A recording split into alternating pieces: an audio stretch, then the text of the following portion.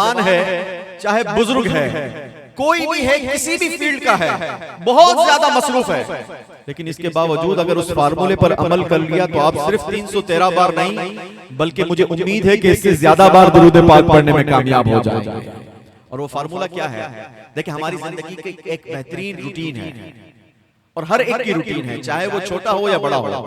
और वो रूटीन ये है कि रोजाना सुबह हम अपने घर से निकलते हैं और अपने अपने कामों की तरफ बढ़ते हैं।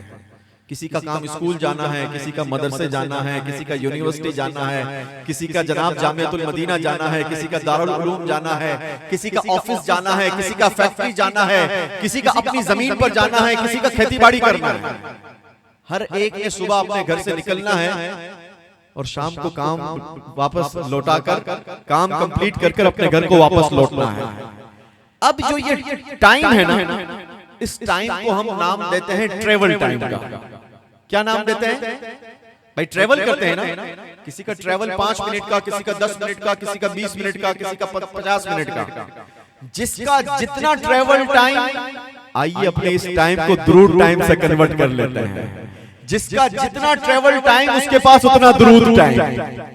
इसका फायदा क्या होगा कि आप बहुत सारी दीगर फजूलियात में पढ़ने के बजाय अपने आका व मौला मदीने वाले मुस्तफा पर दुरूद पढ़ना शुरू कर देंगे। तो नियत करते हैं इंशाअल्लाह इस पर अमल करेंगे। अल्लाह मुझे और आपको अमल की तौफीक नसीब फरमाए। एक बार मोहब्बत के साथ आवाज़ बुलंद दुरूद पाक पढ़ते हैं। सल्लु अलल हबीब सल्लल्लाहु तआला अला मुहम्मद सल्लल्लाहु अलैहि वसल्लम। आज हम पीराने पीर, दस्तगीर, रोशन ज़मीर, कुतुब रब्बानी, महबूब सुब्हानी, शेख सैयद अब्दुल कादिर जीलानी रहमतुल्लाहि ताला अलैहि, हमारे बड़े पीर साहब की 11वीं शरीफ का जश्न मनाने के लिए जमा हुए हैं। अल्लाह हम सब का जमा होना, अपने प्यारों का जिक्र करना अपनी बारगाह में कबूल व मंजूर फरमाए। लेकिन चूंकि बच्चे मौजूद हैं, नौजवानों की एक कसरत है, तो मैं चाहता हूं कि क्यों ना आपको एक और वाकया सुनाऊं। सुनेंगे वाकया? अच्छा, ये जो बीच बीच में से उठ रहे हैं ना, ये इनसे गुजारिश है कि इत्मीनान के साथ बैठे रहें। इंशाअल्लाह चंद मिनट बात होगी और फिर अल्लाह ने चाहा तो यहां से हम एक कंक्रीट मैसेज लेकर खड़े होने की कोशिश करेंगे।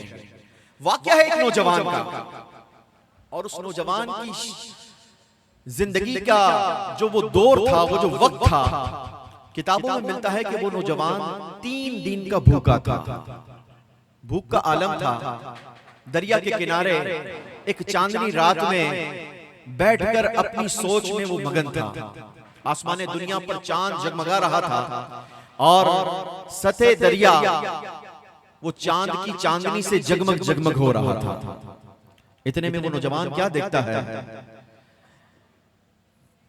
कि पानी के ऊपर तैरता हुआ एक सेब उसकी तरफ बढ़ता है।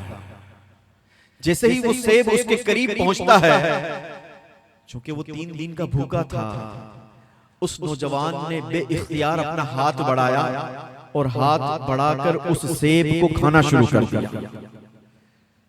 सेब को खा लिया। खाते तो खा लिया, लेकिन दूसरे ही लम्हे उस नौजवान के दिल के अंदर खौफ खुदा उजागर हुआ और वो नौजवान अपने आप से कहने लगा कि ये मैंने क्या कर दिया? ये जो सेब मैंने खाया है, ये सेब तो मेरी मिल्क था नहीं ना, जिसकी मिल्क था मैंने इससे इजाजत ली है और मैंने बगैर इजाजत किसी का सेब खा लिया है। हाय अफसोस, मैंने ये क्या कर दिया? अल्लाह अकबर। अब वो नौजवान इसी फिक्र में उठता है और उठकर जहां से सेब पानी पर तैरता हुआ उसके करीब पहुंचा था, उसकी अपोजिट डायरेक्शन में चलना शुरू करता है। और किताबों में मिलता है कि एक तवील सफर तय किया और बहुत दूर तक उस सेब के ऑनर की तलाश में उस नौजवान ने सफर किया। बिलाखिर उसका सफर उस वक्त अपने इख्तिताम को पहुंचा कि जब उसने देखा कि एक दरिया के साथ एक ऐसा बाग था जिसके अंदर बहुत सारे सेब के दरख्त लगे हुए थे और उनमें से कई की शाखें ये दरिया के ऊपर लदी हुई थी और उस पर सेब लगे हुए थे। तो उस नौजवान ने गौर किया, सोचा कि हो ना हो इसी दरख्त से ये सेब गिरा होगा, इसी बाग का ये सेब होगा जो तैरता हुआ मेरी तरफ आ गया।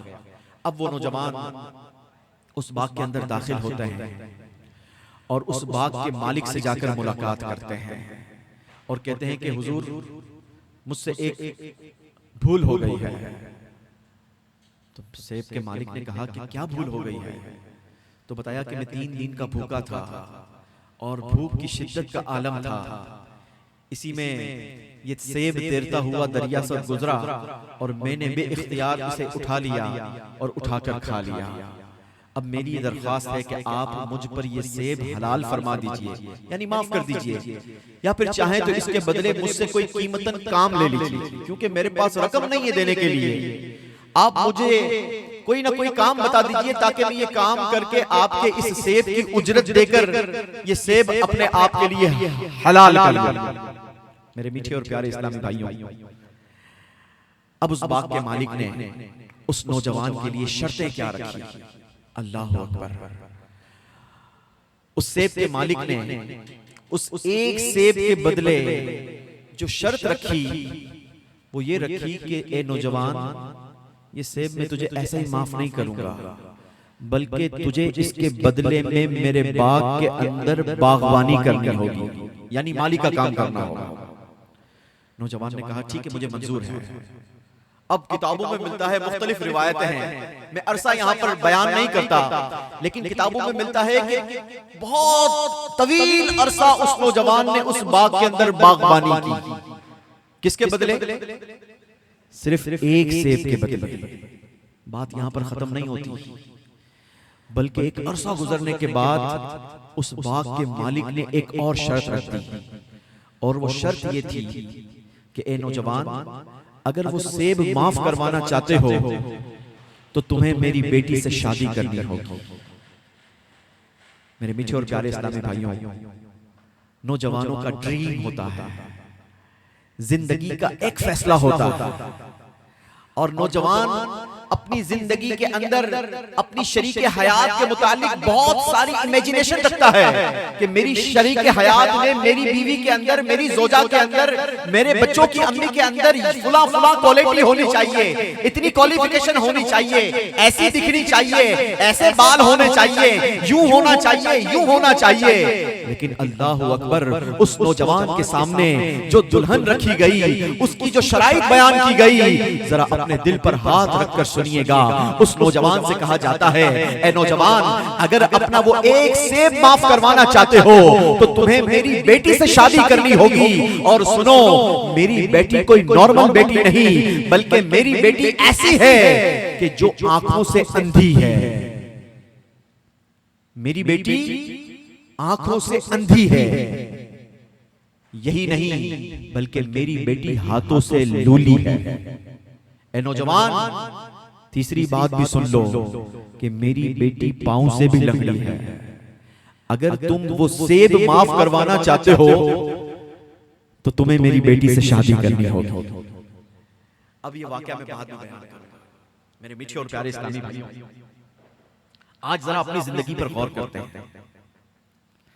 आज एक सेब तो दूर की बात, आज दुनिया के अंदर हम लोगों की जमीनों पर कब्जा कर रहे हैं।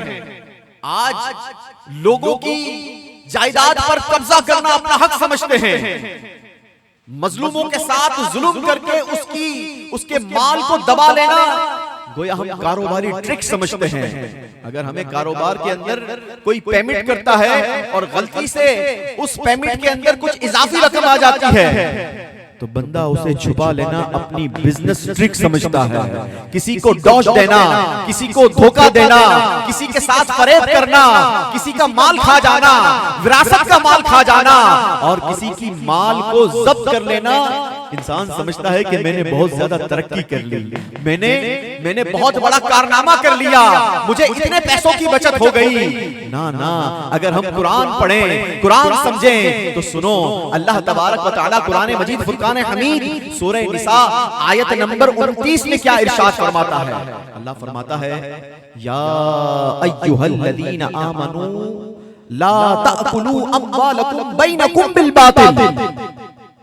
ए ईमान वालों, बातिल तरीके से एक दूसरे के माल न खाओ। कुरान क्या बता रहा है कि बातिल तरीके से एक दूसरे के माल न खाओ। लेकिन आज अपनी बहनों का विरसा खा जाना भाई अपने लिए प्राउड समझता है। आज यतीमों का माल खा जाना इंसान अपनी बड़ाई समझता है। आज किसी को दोष देना लोग अपना हक समझते हैं। अपने पड़ोस वाली जमीन पर कब्जा कर लेना अपना पावर समझते हैं। ए दुनिया का पावर समझने वालों, सुनो, अल्लाह के आखिरी नबी जनाबे मोहम्मद अरबी सल्लल्लाहु तआला अलैहि वसल्लम ने इरशाद फरमाया कि जिसने बालिश्त बराबर जमीन नाहक ली तो कयामत के दिन उसे 7 जमीनों का तोक पहनाया जाए। 7 जमीनों का तोक पहनाया जाए। बात इसी पर खत्म नहीं होती, बल्कि हमारे जमाने में आज लोग तरह तरह से एक दूसरों को जनाब धोखा देना, ये अपनी यूं कहा जाए कि वो एफिशिएंसी समझते हैं कि जनाब देखो मैं कितना शानदार हूं, मैं कितना समझदार हूं कि सामने वाले को धोखा दे दिया, सामने वाले को मैंने बेवकूफ बना दिया। सुनो, मेरे आका मदीने वाले मुस्तफा सल्लल्लाहु ताला अलैहि वसल्लम ने इरशाद फरमाया कि जो बंदा माले हराम हासिल करता है, अगर उसे सदका भी कर देना तो अल्लाह उसका सदका भी कबूल नहीं फरमाता। हाँ, लोग ये कहते हुए दिखाई देते हैं कि भाई क्या हो गया, अगर हमने माल 2 नंबर से कमाया तो कोई बात नहीं, हमने फुला मस्जिद भी तो बना दी, हमने ये भी तो काम करवा दिया, हमने मदरसे में इतने पैसे दे दिए, अरे हमने अपने पैसे लगाकर फुला ये काम करवा लिया, यतीमों का यूं मैंने एक डेस्टिनेशन बना दिया। लेकिन सुनो, हराम तरीके से हासिल करता हुआ माल अगर उसे सदका भी किया जाए तो हुजूर फरमाते हैं कि मकबूल नहीं होता। और अगर अपनी जात पे खर्च करें ना तो हुजूर फरमाते हैं कि इसमें बरकत नहीं होती, इसमें बरकत नहीं रहती। फी ज़माना अगर गौर करें तो आज हमारे घरों से बरकतें खत्म हो चुकी हैं। आप ये देखें कि पहले के दौर में एक कमाने वाला होता था और पूरा घर खाता था। आज गोया पूरा घर कमा रहा है, लेकिन इसके बावजूद तंगी नजर आती है। नबी पाक अलैहिस्सलातु वस्सलाम की हदीस मुबारका हुजूर फरमाते हैं कि अगर वो अपने बाद छोड़कर मरे तो ये माल उसके जहन्नम में जाने का सामान बन जाएगा। मेरे मीठे और प्यारे इस्लामी भाइयों, नबी पाक सल्लल्लाहु ताला अलैहि वसल्लम के सहाबी हजरत सैयदना अबू बकर सिद्दीक रज़ियल्लाहु ताला अन्हु से रिवायत है, आप फरमाते हैं कि नबी पाक अलैहिस्सलातु वस्सलाम ने इरशाद फरमाया कि अल्लाह ताला ने उस जिस्म पर जन्नत हराम फरमा दी है जो हराम ग़िज़ा से पला बड़ा हो। हराम ग़िज़ा से पला बड़ा, इतनी वही।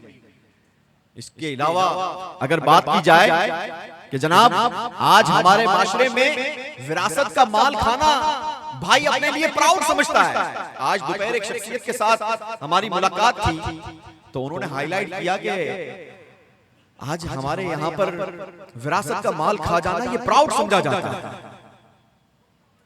अपनी ताकत समझाया जाता है, और अपने इस गुनाह भरे काम को लोगों के सामने शान के साथ बयान किया जाता है। अब सुनो, मेरे आका मदीने वाले मुस्तफा सल्लल्लाहु ताला अलैहि वसल्लम का फरमान जरा दिल के कानों से सुनो। मेरे आका मदीने वाले मुस्तफा सल्लल्लाहु ताला अलैहि वसल्लम ने इरशाद फरमाया, मन कतअ मीरासा वारिसिही, यानी जो शख्स अपने वारिस के मीरास को काटेगा, कतअल्लाहु मीरासहु मिनल जन्नति यौमल क़ियामती, अल्लाह पाक कयामत के दिन जन्नत से उसकी मीरास को काट देगा।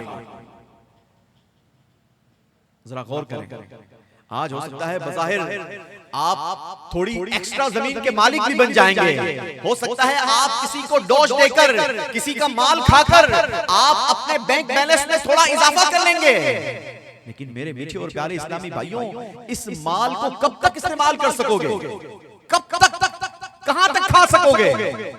नबी पाक अलैहिस्सलातु वस्सलाम ने एक बार इरशाद फरमाया कि वो कौन है कि जिसे अपने वारिसों का माल पसंद है। तो सहाबा ने अर्ज किया, रसूलुल्लाह सल्लल्लाहु अलैहि वसल्लम, ऐसा कौन होगा कि जिसे अपने वारिसों का माल पसंद होगा? हर एक को अपना माल पसंद होता है, वारिसों का माल किसे पसंद होता है? नबी पाक अलैहिस्सलातु वस्सलाम ने इरशाद फरमाया, सुनो, तुम्हारा माल वो है जो तुमने खाकर खत्म कर दिया, या पहनकर बोसीदा कर दिया, या सदका देकर अपने आगे के लिए छोड़ दिया। बाकी जो भी माल बचता है ना, वो सब वारिसों का माल है। और ये हकीकत है बिल्कुल। जैसे ही आंखें बंद होती हैं, चाहे अरबों खरबों बिलियन ट्रिलियन रुपए हमारे अकाउंट्स के अंदर पड़े हो, हमारी तिजोरियां गोल्ड और चांदी से भरी पड़ी हो, लेकिन कब तक हमारी है? जब तक ये आंखें खुली हुई हैं। आंखें बंद होते ही ये माल हमारे वारिसों का हो जाता है। मेरे मीठे और प्यारे इस्लामी भाइयों, आइए बढ़ते हैं अपने उस वाकये की तरफ। एक सेब के बदले उस नौजवान का खौफ खुदा के साथ कि वो उस एक सेब को माफ करवाने के लिए इतना सफर तवील तय करते हैं। इसके बावजूद उस शर्त पर कि तुमने मेरी बेटी से शादी करनी होगी। सुनो, मेरी बेटी आंखों से अंधी, हाथों से लूली और पैरों से अपाहिज है। अगर इससे शादी करोगे तो मैं वो सेब तुम पर हलाल करूंगा, वरना मैं हलाल नहीं करूंगा। मेरे मीठे और प्यारे इस्लामी भाइयों, वो नौजवान उस मालिक की इस शर्त को कबूल फरमाता है और कहता है कि ठीक है, मुझे आपकी ये शर्त मंजूर है। जरा गौर तो करें मेरे मीठे और प्यारे इस्लामी भाइयों, एक सेब के बदले, एक सेब के बदले। आज अगर हमारे दौर में बात की जाए तो बंदा कहे कि तुम्हारा दिमाग खराब हो गया है, एक सेब के बदले में पूरी जिंदगी दांव पे लगा दूंगा। लेकिन नहीं, वो लॉजिक वाले नहीं थे, वो खौफे खुदा वाले थे। उनके दिल के अंदर अल्लाह का डर था, अल्लाह का खौफ था कि अगर कल बरोज़े क़यामत अल्लाह पाक ने मुझसे सवाल कर लिया, अगर इस हकदार ने मेरा गिरबान पकड़ लिया तो मैं उसे कहां से अदा कर सकूंगा। याद रखिए, इमाम अहले सुन्नत आला हजरत रहमतुल्लाहि ताला अलैह फरमाते हैं कि अगर किसी ने दुनिया में किसी के 3 पैसे खाए तो उसके बदले अपनी 700 मकबूल नमाजें उसे वापस लौटानी पड़ेगी। कैसे हिसाब से? यही खौफ उस नौजवान को था। उसने वो शर्त एक्सेप्ट की और उस शर्त को एक्सेप्ट करने के बाद उनका निकाह होता है। अब दुल्हा जब अपनी दुल्हन के रूम में पहुंचता है तो क्या देखता है कि जो दुल्हन रूम के अंदर मौजूद है वो तो बड़ी दोशीज़ा है। अब सुनो, अल्लाह ने उस नौजवान को इनाम के साथ फरमाया। अल्लाहु अकबर। मेरे मीठे और प्यारे इस्लामी भाइयों, किताबों में मिलता है कि जब वो नौजवान अपने रूम के अंदर दाखिल होता है तो क्या देखता है कि सामने